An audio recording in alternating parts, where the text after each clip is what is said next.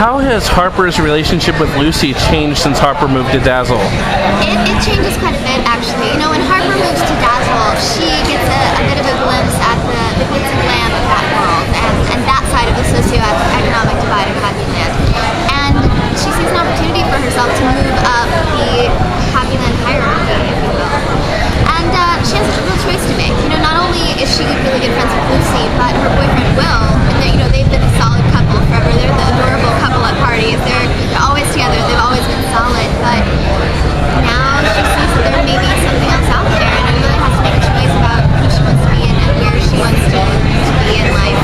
And so Harper can be Lucy's best friend and her worst enemy at the same time. Well, can you talk about the origins of their friendship and where they all grew up together? Well, Harper and Will and Lucy all grew up together in the Brick.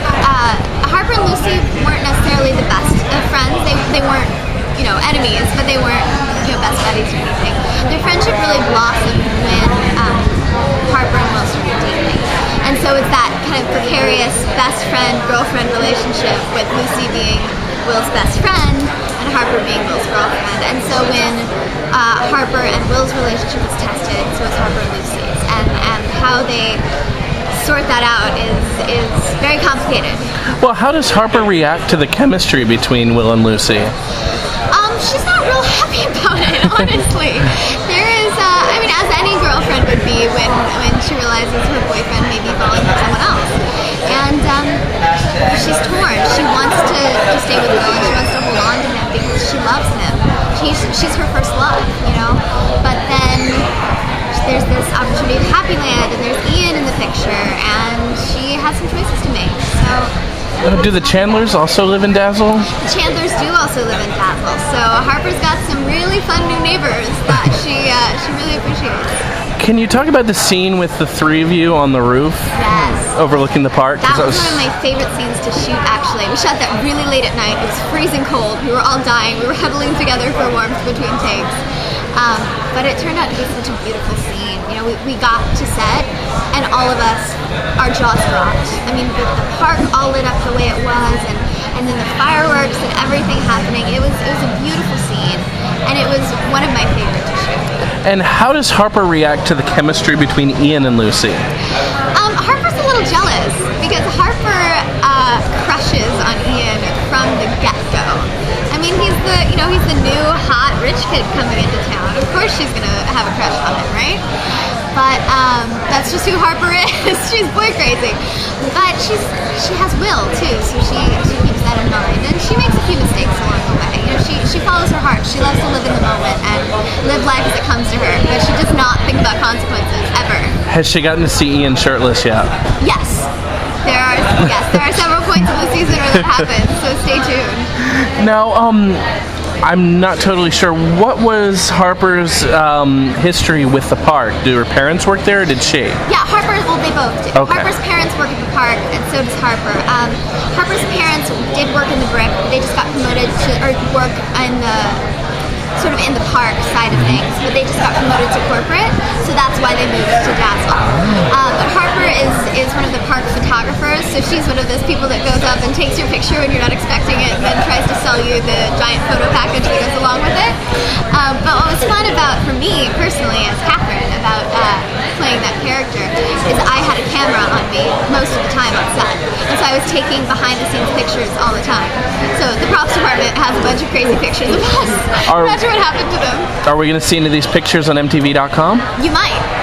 I'm really not sure. I think you will.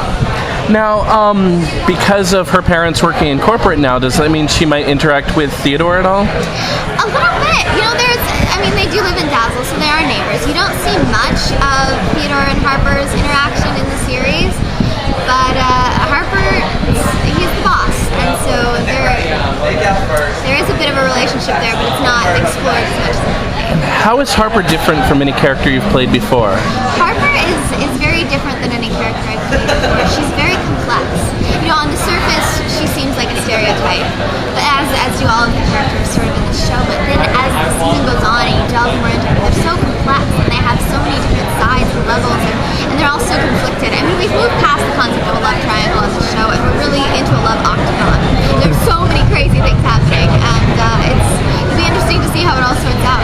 what did you think when you read the script, particularly the bombshell at the end of the pilot? The bombshell at the end of the pilot, I was shocked. I didn't really know what to think, but they went with it, and it turned out, it's sort of the first of many things that goes wrong in our season. It seems like it's what our show's about, but really there's so many other things, bigger things that go wrong. Does Harper think that the competition is over if Lucy and Ian are indeed related? I don't know. Harper doesn't find out for a while, so Lucy keeps it a secret for a bit. So Harper is completely oblivious to any potential relationship. Do you think Harper would be disappointed to know that she wasn't let in on something like this? We'll have to watch and find out. That happens. That scene is there, so I can't reveal too much. But there are definitely a lot of bombs dropped during this season. A lot of things happening. Now, Ian mentioned he had to do a scene in costume as the raccoon. Yes. Were you ever tempted to dress as a mascot as well? I wanted to, be a character, but with the job as the photographer, I had a uniform or a costume of sorts for about 70-80% of the series. I'm in a bright orange polo shirt and khaki pants with a Ricky Raccoon pasted on my chest. And it's a uniform, but it's Happyland. You can't be sad when you have Ricky Raccoon on your shirt, right? Is there any chance that Harper could push for a promotion in season 2? Never know. Anything's possible. And why should people tune in next week on MTV? People should tune in next Tuesday because we have a really interesting, quirky look at sort of the underbelly of an amusement park. It'll be interesting to see what people think. Cool. Well, thank you very much.